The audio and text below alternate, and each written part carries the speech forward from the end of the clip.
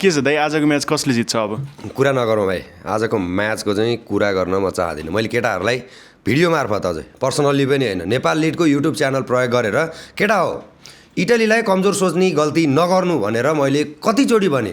एउटा च्यानलमा मात्र होइन, मैले फेसबुकमा भने, इन्स्टामा भने, टिकटकमा भने, युट्युबमा भने, 4वटाबाट भने, तर केटाहरूले सुनेनन्, मेरो सुझाव सुनेनन्।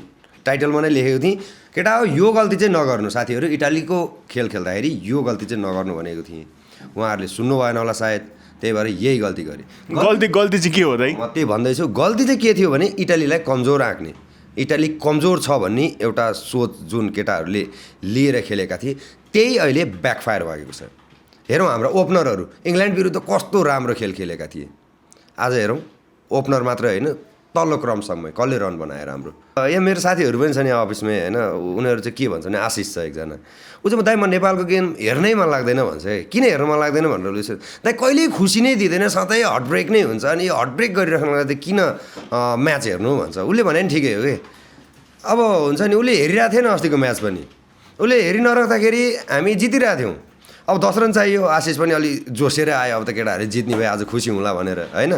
तर लास्टमा चाहिँ आशिष आएपछि नेपाललाई अन्तिम ओभरमा 10 रन चाहिएको थियो, 10 रन पुर्याउन सकेन। हामी त क्रिकेट फ्यान नेपालले जित्योस् भन्ने एउटा सोच्छौँ, राम्रो होस्, अगाडि जाओस्, झन् विश्वकप जस्तो प्लेटफर्ममा नेपाली टिमको प्रदर्शन राम्रो होस् भन्ने चाहन्छौँ, तर हुन सकेन। भनेपछि तपाईँ स्पोर्ट्सको मुकुन्दे जस्तो हुनुभयो, तपाईँले भनिरहनु भएको थियो तर कसैले सुनेनन्। त्यो भने पनि हुन्छ। अब मुकुन्देले पहिला त्यो रत्न पार्कको रुखमा माथि बसेर गर्दाखेरि बरु प्रेस मिट जस्तो धेरैले हेर्थे होइन, अहिले सोसल मिडियामा धेरैले हेर्छन्, त मुकुन्देको लेभलमा नि म पुग्न सकिनँ भन्छु भाइ म।